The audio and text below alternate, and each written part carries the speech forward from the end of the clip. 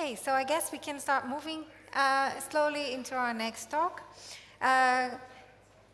It's a talk presented by Computacenter, Nvidia AI Enterprise on Red Hat, OpenShift, and Netapp, with the speakers Norbert Steiner, who is the solution manager, and Becker, senior consultant, solution management, big data analytics, and AI at Computacenter.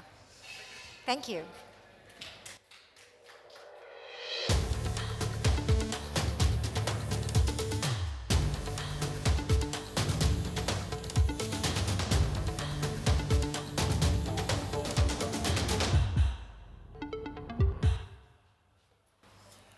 Maybe just some clarification. He's Ralf, I'm Norbert. If you want to learn more about us, just visit us later or tomorrow. We're here as well. So we basically get started. And the question is really, if you want to actually start with AI and do proper work, where's the place to start? And we have a lot of discussions where they start saying, how can I assemble my tool chains, how I can get technology in place, which has nothing to do with the actual work. So what we're actually focusing is, what is the quickest way to get this all available to start with actual data science workflows and training, and how to bring those into production, cloud, data center, wherever you like it, also towards the edge. So we really focus on providing this infrastructure or these services, depending on how you call it, and then to actually start working on this. And that's kind of why we have some technology partners, but building that platform for a quick start into that environment. Maybe getting started. It's not that you basically come in, or not often, we have some customers, but you not really say, I would like to start with a huge environment. I want to actually have my first steps I'd like to take. So how can I actually start with a small-scaled environment and then actually easily grow it to whatever I like, wherever I like it later? And there's a number of components. Obviously, you need infrastructure, resources, some compute, GPU cards, whatever you like. And we have a lot of discussions now about, we would like to start tomorrow because we have a lot of pressure on the project. Shipping time is about a year for some hardware components. So do we actually have to have the latest and greatest, or can we find some solution to get things in place so we can actually start with the development, with the training, or even bring something out in production while not being dependent on supply chain concerns in the market. The other part is a lot of discussions, typical customer scenario, you're like, I need this tool, whatever it is. I need a Jupyter notebook, and it's like, actually it's not a problem. But actually try to request it for internal processes, and it's like half a year. This is the wrong mindset. So what we actually enforce in the platforms we are setting up is, we might call it DevOps methodology, but how to change the mindset that operations, when you actually ask, I need this tool, you get it within a week, maybe tomorrow. And that also has to map back into discussions around secure supply chain. Log4j last year, if you go to the upstream communities, to all those conferences, it's one of the top discussions right now, how to make sure that whatever latest technology, open source you like to use, what is the process to make sure it's actually ready to be used and available for production later as well. So you have to have someone managing it, and I promise you, software developers don't really care about secure software supply chain. They just care about the product being there, the tool being there at their fingertips. And also to have a kind of a way to deploy it. So why should developers, if they say, I've created this trained this great algorithm, I want to bring it out to the edge, how do I do that? That's something consumed as a service. You don't have to worry about it. You can worry about it if you like, but you can also just say, we have defined a secure way to bring it in and have clear responsibilities of doing that. And that's kind of the work we do, engaging closely with customers in our engagements, really. With that, Ralf, I might just hand over to you. Okay, thank you. You want to go over there, didn't you? Yeah, and if you have an AI use case, there are several ways to start. I mean, there are several platforms available that you can take to run your use case. And for us, it's not an and/or discussion. It might be that you have an AI use case where you need a supercomputer based on Nvidia technology, high-end servers where you run your services on. And I mean, if you are starting with AI, you often have to set up your whole team, and the team needs some environment to work on. And that means to start with these high infrastructure investment is not all for our customers the best way to do. And as a Computacenter, we are consulting our customers for every size of solution.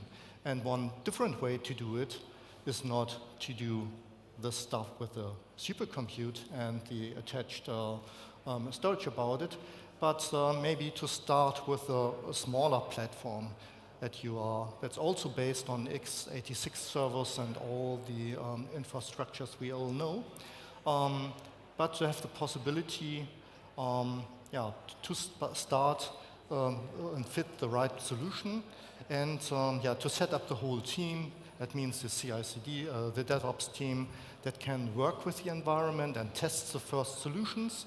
And if you discover later on that you need more power for that, then you can also integrate the whole solution to a SuperCompute. But therefore you have here a mid-range solution where you can really easy start and scale with. And if you're looking on container platforms, and we don't want to talk about in detail about that numbers, and you see a certain market share for container platforms, and what we see as Computacenter, and also that's the worldwide scope here, is that Red Hat OpenShift is really a solution that is well known in the market. And at Computacenter, our customers are even using 80% of the container platforms are choosing Red Hat OpenShift. And if we're really looking for these XL, the mid-range, and the smaller solutions, very important is that we can give the quality to customers to use his AI model and to get the right outcome for it. And therefore, we have here a solution that really fits in and is a little bit smaller than the SuperCompute, but gives you also the possibility to have an end-to-end support. So that means from the infrastructure over the Red Hat OpenShift, and then to the container platforms that you can, for example, choose for NGC and download your image classification model.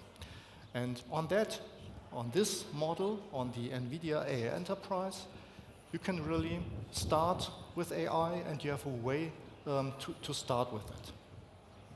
And Norbert, maybe you can explain a little bit more detail on how this AI solution is really container. We mentioned that one of the topics is how actually can I trust the software supply chain, the components. And if you look into what is the tooling, the models, the algorithms you want to use, the enterprise AI catalog provided by Nvidia gives you that technology. But how do you consume it? And you just saw a term container or Kubernetes. I'm not sure who is familiar with it. Basically, 50% plus workloads are running on containers or will be running on containers in the foreseeable time. And AI machine learning algorithms are usually container-based nowadays. So the catalog provided gives you the pre-packaged software, which you can just deploy, and you bring it onto some certified Kubernetes distribution.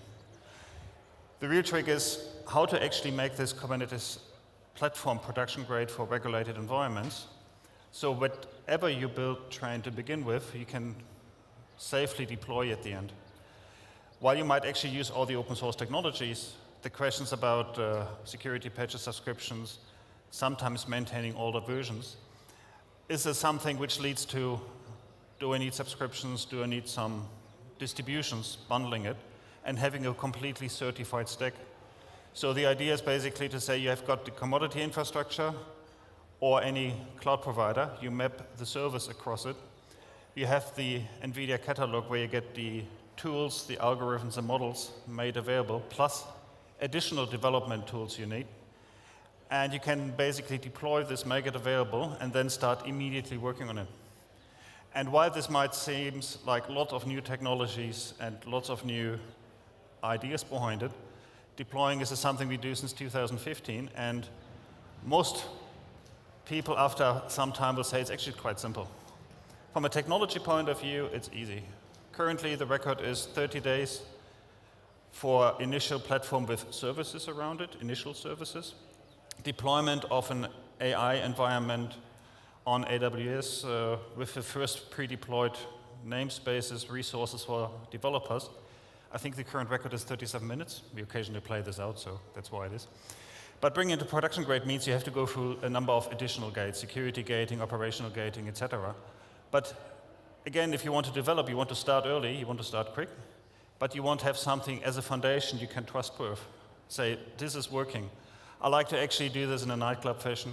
If you go to the nightclub and the door person says, no, you can't get in, you're having the wrong clothes, you just use the wrong tools. If you stand next to your mirror and someone is saying, yeah, well, with this outfit, it's great, and then you travel from Berlin for 2 hours, you get to the nightclub, he says, yeah, you're pre-approved, walk in. So which one do you prefer? 2 hours travel time to go back home? Maybe not. And this is the same concept behind this here. And while Kubernetes is open source, the questions are, what are distributions? So we have VMware with Tanzu, also Red Hat, and customers do have strong opinions, obviously.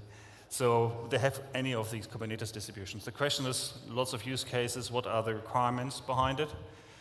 For whatever reason, the majority of customers we engage with are running an OpenShift stack or Tanzu or some cloud services.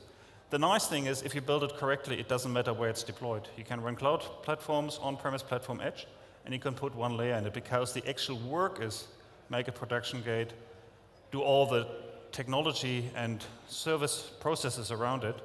But this is just work to do. The development can actually start straight away, and that's the beauty of this one. So not really going into too many details, but what you get with, for example, OpenShift is you can start with, let's say, a Kubernetes environment. You just deploy the resources for 2 or 3 development use cases, and then it actually starts growing, and you can just add more resources to it. And basically you say, no, actually finish in my lab environment, this is too small, I have to go somewhere else. You can move this all to AWS, Azure, you can move it to a hybrid environment, and still work with the same technology and components behind it. So it's kind of scales out when you need it. So you actually only have to invest in those resources when required. And additional workloads, all the tooling you need for your pipelines, for your data persistency databases, for example, can also deploy it in the same environment. So it's a really, really quick start for developers. That's kind of the interesting part. And if you build it correctly, also getting it out into production. Just to give you some indication, I'm not going into the technical details, don't worry too much about it, but if you want to ask me about this later, I love that. Anyway, if you talk to regulated customers, one of the top discussions is we want it air-gapped. So even if you're in a cloud provider, it has to be isolated, you have to have security measurements in place, zoning in place, whatever security frameworks you apply, it's kind of some baselines you always have. And a lot of open source technology is built to be, yeah, you just go to an upstream repository, Docker Hub, download things and get started. Great. Secure software supply chain, security, it's kind of showcases, show blockers. You're not getting into the nightclub. So what is the processes you have to build up around it to do this isolation?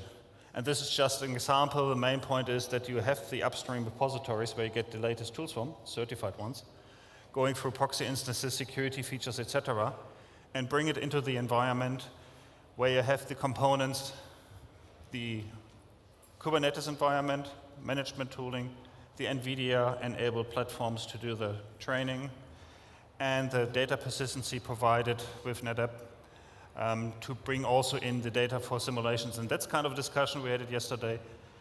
It's a lot of fine-tuning behind it, how to do the right performance for your simulations one. If you do high-performance computing, if you want AI training, bringing the data in with the right speed sounds easy, it's very difficult, and it's a discussion which benefits from storage experience. And that's why it's important to have also some very experienced storage people. It might be sometimes boring from a development point of view, but trust me, if you're not getting your data quick enough, you're screaming at your screen saying, why is my installation not going through in time, and maybe in time and budget.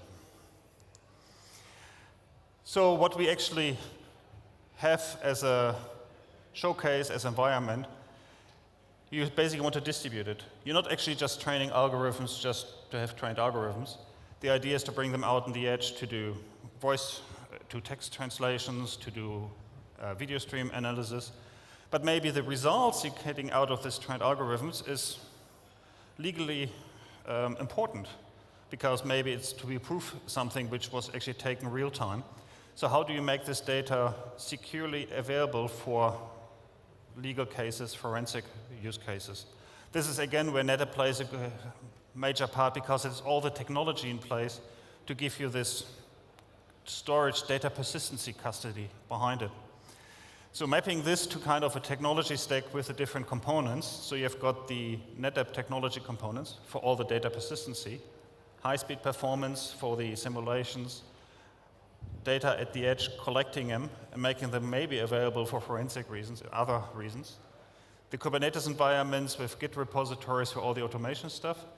But now I have to think about scale, because if you actually get to the edge, what is the edge? First of all, it's a few thousand edges, maybe 100,000. So you need strong management tooling behind it.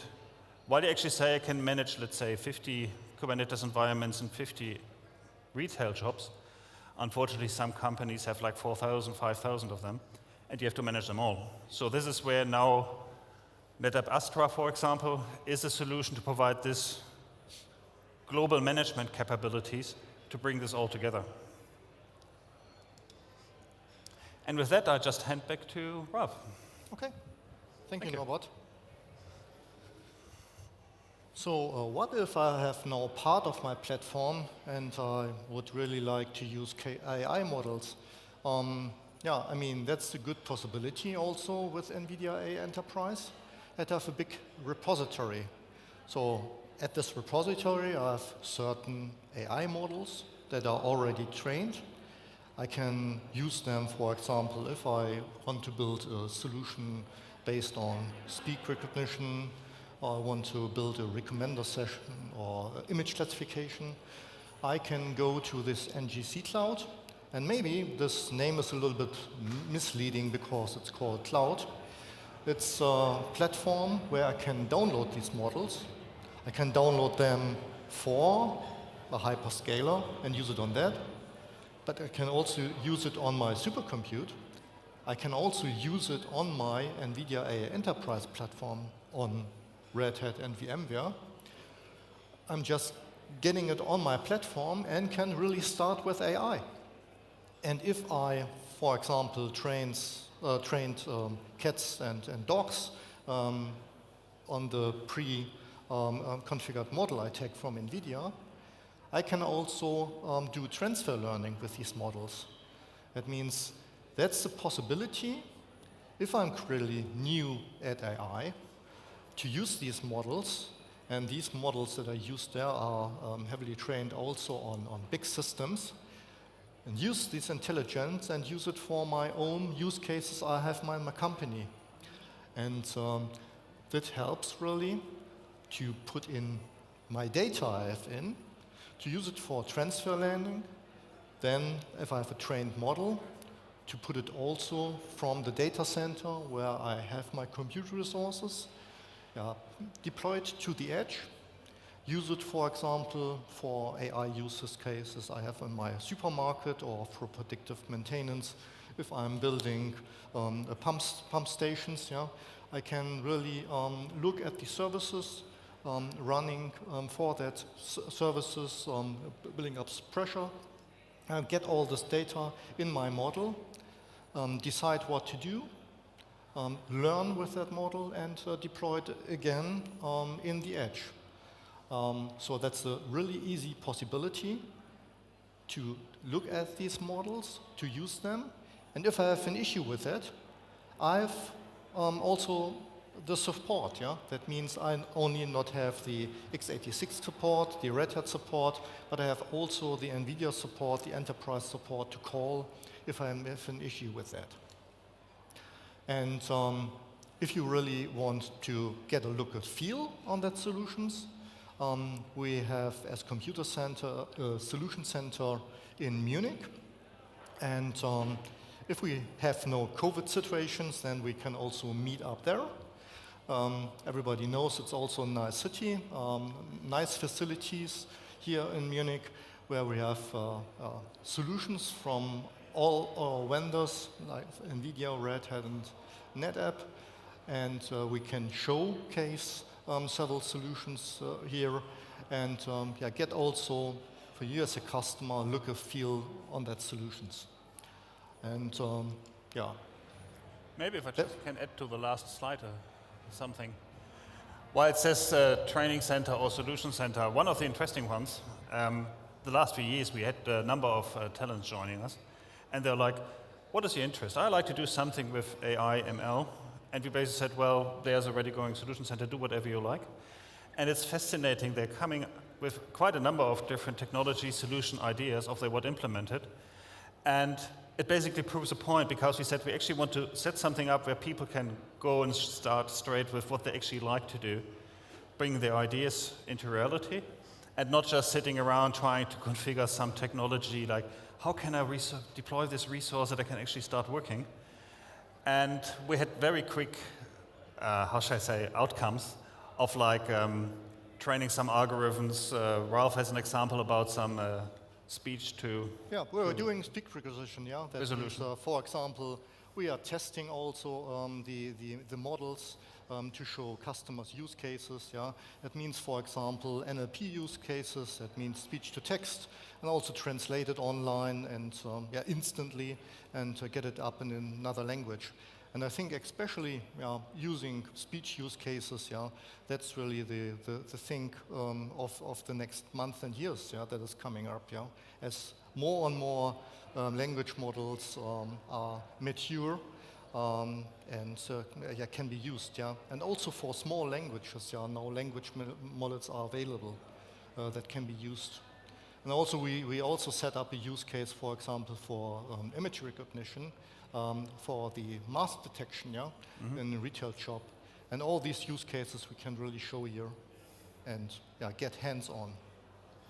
It really shows how quickly you can get into, let's say, building the first use cases or MVPs. Interestingly enough, I have to mention that Jochen, he's sitting there, he's from Netapp. But he mentioned something else. He said, there was one of the young talents who basically said, I'm using some TensorFlow technology to actually connect to old-fashioned storage and to start implementing some storage workflows out of this. And these combinations you see coming out of that is what basically shows you have kind of this team setup. It's not just about technology. You've got like, well, I give you this service. I've got this idea. How can I actually do this idea? Yeah, let's try it out because you have got the platform, we have got this technology, we have got these ideas from a data scientist point, and bringing this together. And sometimes the outcome is unexpected, which is really, really good because that gives us ideas and innovations. And also we have some use case where we see, did we actually think this through? Maybe not entirely, which is fine. If you can think everything through, then you already reached retirement maybe. So it's a very nice experience for all parties involved. So, yeah. And also scaling becomes interesting. If you have a model, how to scale it. If certain workload managers, we can give it a try. Yeah, and with that, I think, do you wish to motivate the auditorium for some questions, please? Out of time, unfortunately. We're out of time. Oh, well, there's a little speaker booth outside. We'll be standing there for a bit. Otherwise, our booth is well hidden. Whenever you walk outside, we're on the left, if you take the right exit. Hope to see someone from you tomorrow, 8 o'clock or later, depending how the party's going. But thank you very much.